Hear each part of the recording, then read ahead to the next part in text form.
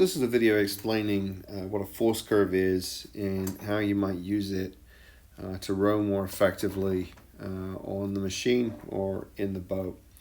So first of all, let's talk a little bit about the anatomy of a force curve. But before I do that, you can access the force curve on the Concept 2 PM monitor by hitting the display button at the bottom, and then you'll see a graph on there, and typically this graph has like kilograms and pounds on the left hand side, and then nothing on the x-axis. But when you start rowing, you start generating a graph, which is typically a curve or something like that. So I want to talk a little bit about how you're going to use this tool provided on the Concept 2.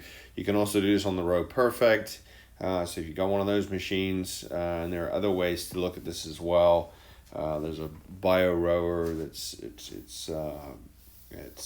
another machine that will do this. But essentially, what we've got is force on the y-axis and distance on the x-axis. So essentially, the way in which you apply your force during the drive phase of the rowing stroke is going to determine the shape of your curve. All right, so let's talk about a few things here. So essentially, right here is the beginning of the stroke. So that's the entry of the stroke, and then at the end is the release, and that's the end of the stroke. And so if the distance is on the x-axis, whatever distance this is right here is the length of your stroke.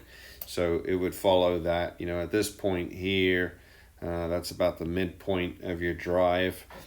And there's lots of discussion out there about what should a force curve look like, there's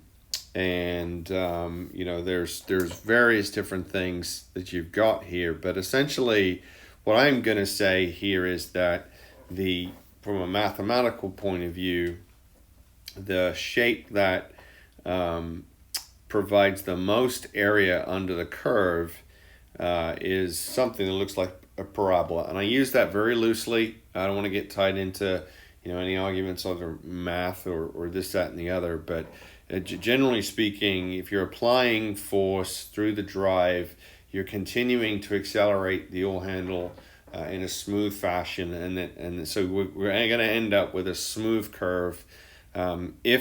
If your drive is legs heavy, so you're putting a lot of emphasis on the legs, then what you're going to see is this lean to the left a little bit. If you're not getting connected early and you're emphasizing the finish of the stroke, you're going to see this right here. I don't think anybody's been really successful in rowing with a stroke that emphasizes the finish. There's been some success with those using a front-loaded stroke, so like an emphasis on the legs. There's been evidence to indicate that a more even focus on the whole drive, starting at the entry and accelerating the oar handle in a surging fashion, ends up creating this right here. And I think that's the way to go on the rowing machine. So at the beginning of your stroke, this is important. The wheel is slower, right? It's decelerated as you've recovered for the next stroke.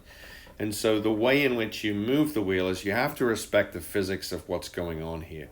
And so what I would recommend is when you're starting your stroke, that first inch or two, it's movement, right? It's not that you're not pulling, but I really want you to think about, starting that stroke at about 50% of your full pressure, and then working, smoothly as much as you can, and applying up to 100% of your pressure. So as you're accelerating it, the emphasis here is to keep working on that handle, or if you're in a boat, working the blade so that it's not that you're not hard at the catch. You want to be sharp, you want to be moving, but not trying to do everything you can in the first inch or two of that stroke, okay? And then as your legs come down, then, you know, we're entering this part of the stroke here, and now you're starting to use the back, and you're integrating the movement of the legs in the back. Now, in order to do this, you have to be concurrent with your legs, your back, and your arms. So even if you're not breaking your arms at the beginning of the stroke, we're still engaging the arms, and we're engaging the lat muscle because it inserts into the top of the upper arm, right? So, you know, in making sure that you engaged your arms and your back and connected through the legs, it's just one chain through the body, right? You can't just let the arms be passive and hope to have the back engaged. You've got to be engaged. So as you're going through your stroke, you're just thinking about how am I going to make this curve be as smooth as possible? And the answer to that is to think about the whole thing. You've really got to focus on all of this rather than just what do I do with the legs, then what do I do with the back, then what I do with the arms. So what I'm suggesting is you experiment with the way to make this curve be as smooth and as parabola-like as possible. All right, and so, you know, as you start that drive, you're at 50%, and then you accelerate smoothly to 100%.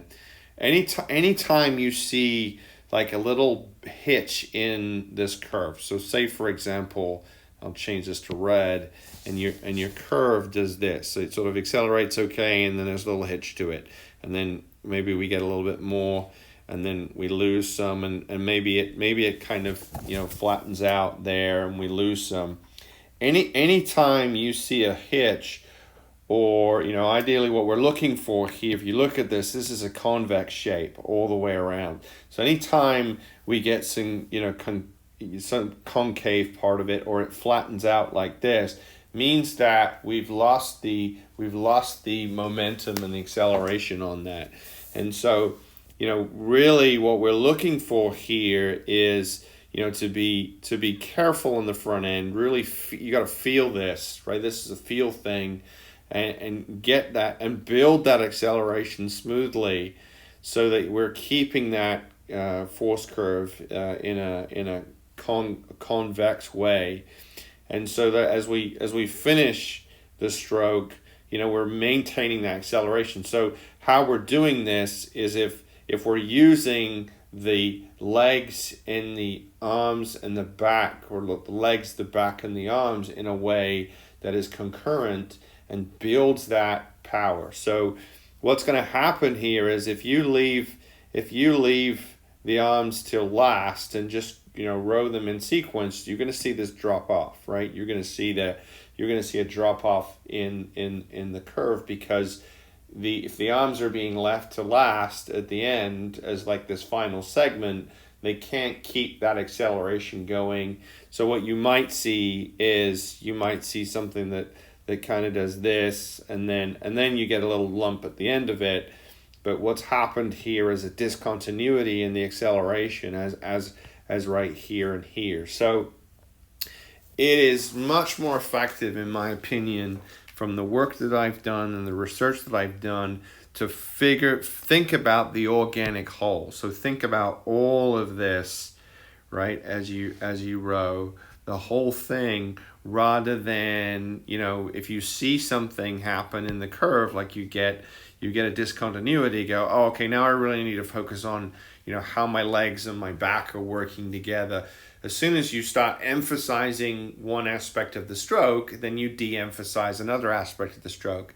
And the goal here is to row a curve that's organically structured well, all right, rather than do this well with the legs and back and then do this well with the arms.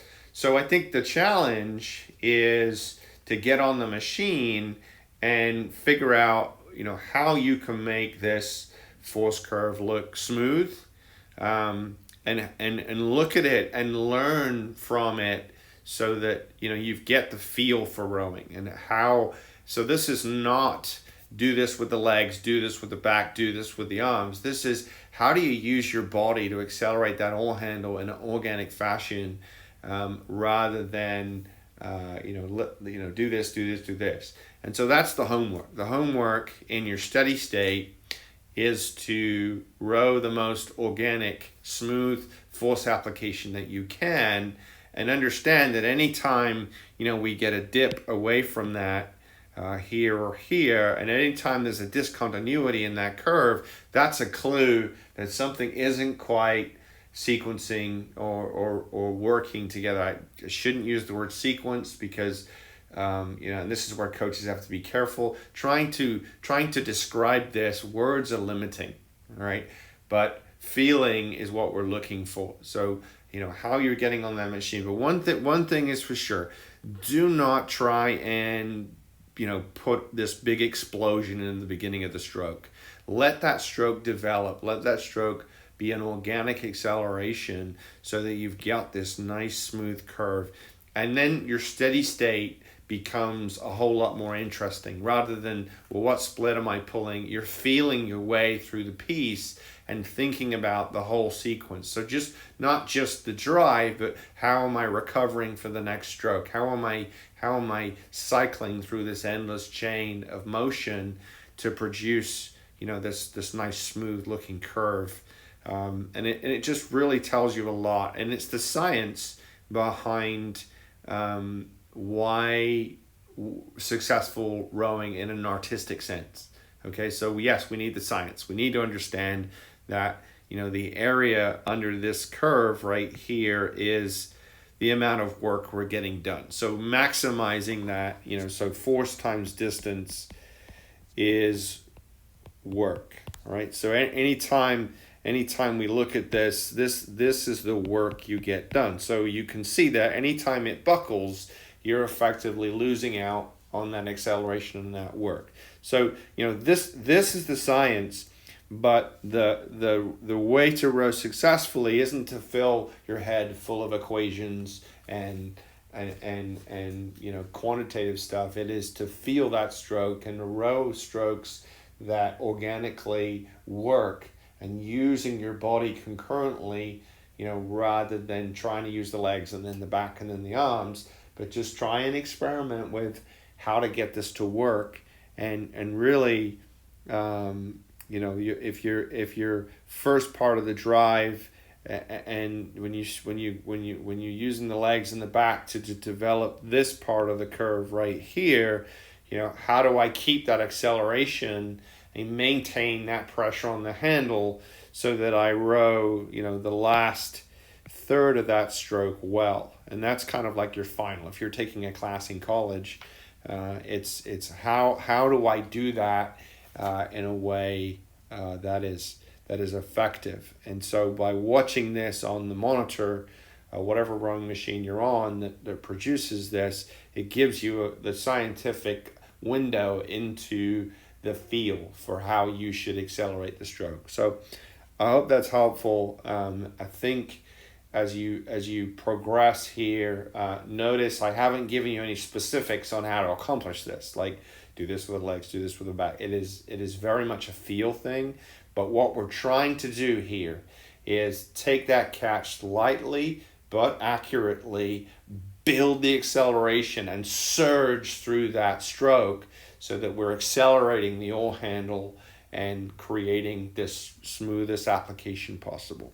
So hope this helps, and it really gives you a way to focus the whole when you're doing your steady state, and also when you do your interval work, because when your interval work comes in, what tends to happen is it might start to left lean, right? Because then more pressure, more with the legs. So the skill is, how do I keep that smooth without it leaning to the left too much as the rate comes up and the intensity comes up. And it is tough to do that. It's easier to row the curve at the low rate. It's a lot harder to keep that curve sort of symmetrical if you're bringing the rate up and doing a 500-meter sprint, for example. And it's very common to see it start to move to the left when you start to do that. But that's the skill, right? So, we're not hitting peak force too early. Here's our peak force right here. What we're much more concerned about is what's the average force over the whole thing than trying to get a mega peak force. But if your mega peak force is here and there isn't much area under the curve, you're not getting the impulse, right? This is work. If you put time on the x-axis, then it becomes force times time, and that is impulse. So that's another way to look at it, in terms of how much momentum, what's the change in momentum over the course of the drive, and doing well. So hopefully that makes sense and gives you some homework to work on, as you're rowing your steady state, and should make it, when I start to look at this, it makes my steady state a whole lot more interesting when I think about the feel rather than just staring at the monitor and looking at the numbers. So think about that a little bit, and hope it's provided a little bit of value for you. All right, thanks for watching, and we'll see you in the next video.